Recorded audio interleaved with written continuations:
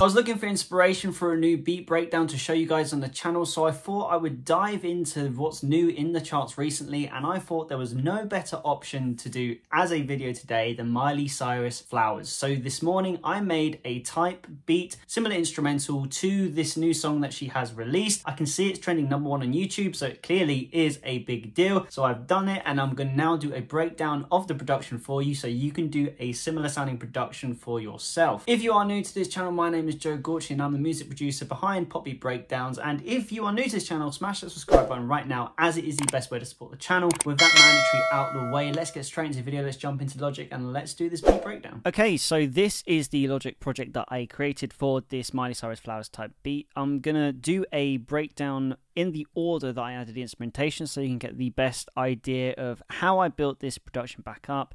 But the main elements is very simple. You can see this is a very small production because I wanted to keep it simple because, again, the production was quite simple for Miley Cyrus. So the first thing that I added was actually the drums on this occasion, because I tell you in all these videos I actually work down and I don't change any of this around for when I do these videos. So this is the exact order that I added things. So I built this around the drums today. So have a listen first to these Logic drums that I put in. I track stacked all of the drums together because then that gave me a chance to EQ them a little bit better because there's a really nice warm saturated sound. But we used the slow jam, which is a Logic preset, by the way. You know I love to use Logic presets, nothing wrong with them. Slow jam, and I just separated it into the kick, the snare and the hi-hats so I had better control over the mixing. So the kick is just 4 on the floor on the tempo of 116. Again, very simple, and I added a snare to that.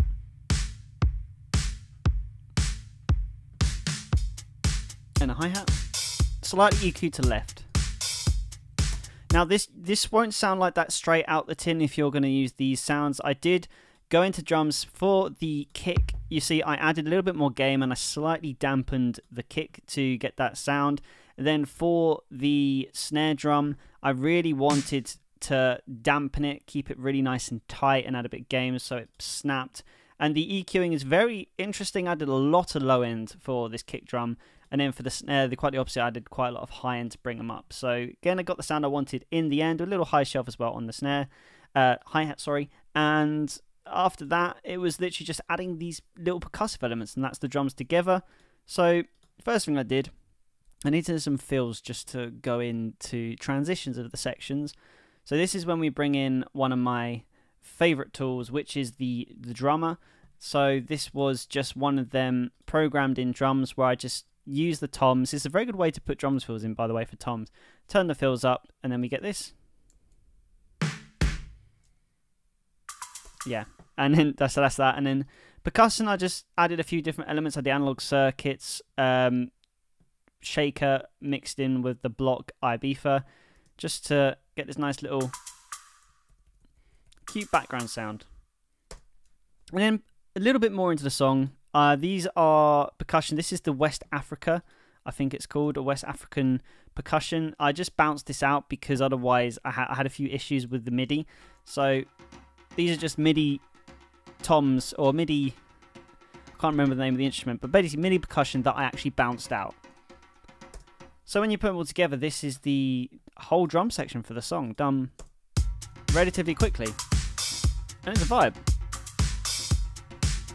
Now, the reason I like doing the drums first with these kinds of songs is because then you add the bass, so you're building up from the rhythm section. Sometimes, like, it's really good to plan out how you're going to actually build a production if you want to do about it. When I listen to the Miley Cyrus song, it's very groovy, and groovy songs I tend to build from the rhythm section because that's where you're getting all that feel.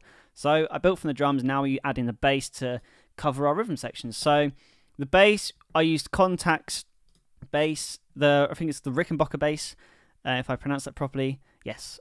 There you go, and it was just on the palm muted to not sound too like bright and picked, more like thumb played. Give it that little nice bit of groove.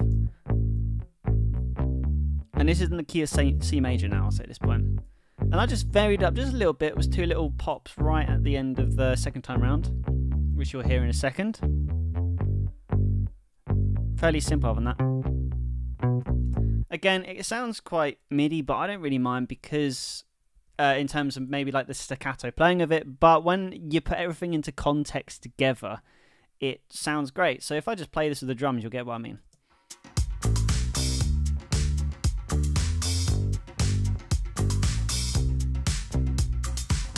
So the song is now building, and to be honest, it's like it's getting there. But the one thing now that we really need to add was the keys, which again is a Logic preset. But one of the things I wanted to try and match this close, because there is this sort of electric piano clavy sort of thing that plays. So I wanted something that was very modulated and had some sort of a tremolo effect to it. So I used the Waltzitzer Modern. And I did do some adjusting to this because this is a Logic preset, but I've turned the tremolo to 116 and the intensity all the way up.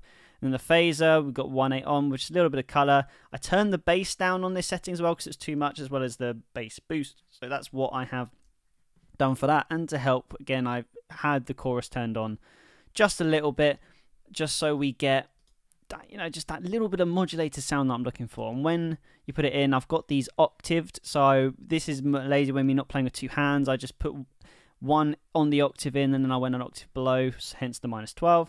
So put these two together, this is what I got. Playing the chords. If you're listening in stereo, you'll get the full effect of this. And I think it sounds really nice in context with the bass.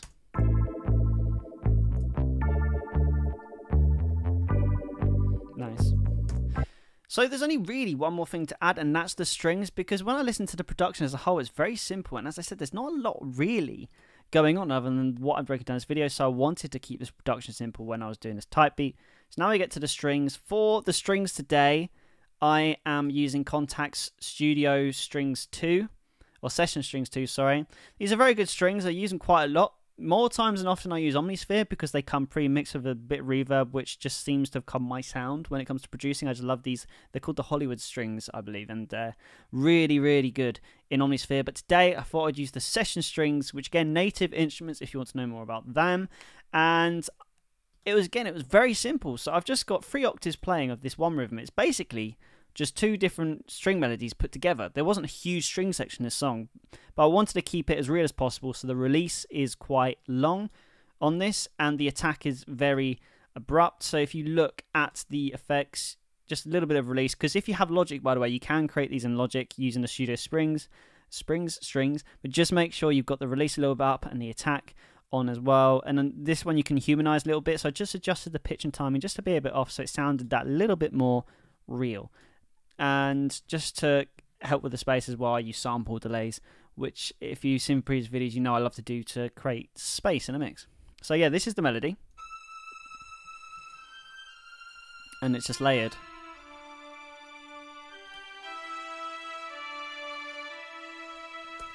And that's the first one. Second one, exact same mixing, just with a little bit more reverb, using the ROM reverb by Native Instruments. Again, if you're going to get an external reverb outside of Logic, because you don't feel like you're getting on with Space Designer, I highly recommend you buy this reverb by Native Instruments. This is such a good reverb. It sounds so good. I literally use it on everything when it comes to using reverb. I don't tend to use Logic anymore. I feel like I could get any reverb sound I want out of this. And I haven't been paid to say that. That's just, again, just my preference, and I love it. So I put it on the strings just to get a little bit of air, a little bit of that ambience, which I haven't really added today. So this is the second melody. All the strings together.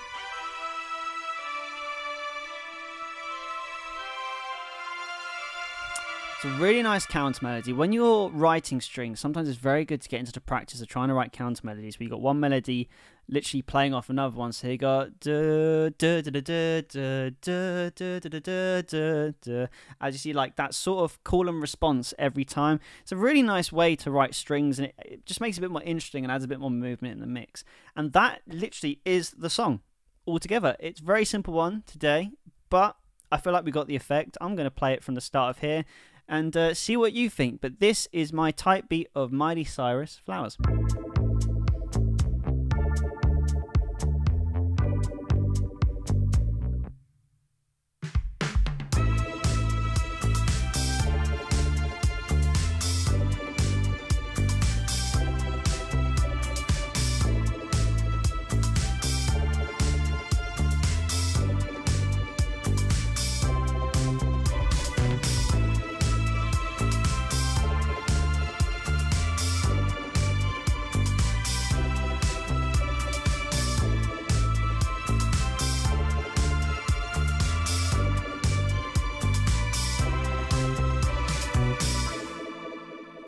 So there you go, guys. That was my type beat of Flowers by Miley Cyrus. If you enjoyed this video, smash that subscribe button right now, as it is the best way to support the channel. Trying to get 200 subscribers by the end of the month. I think we can do it. We are nearly there. There, guys. Thank you again for watching. Keep making music, and I will see you in the next video.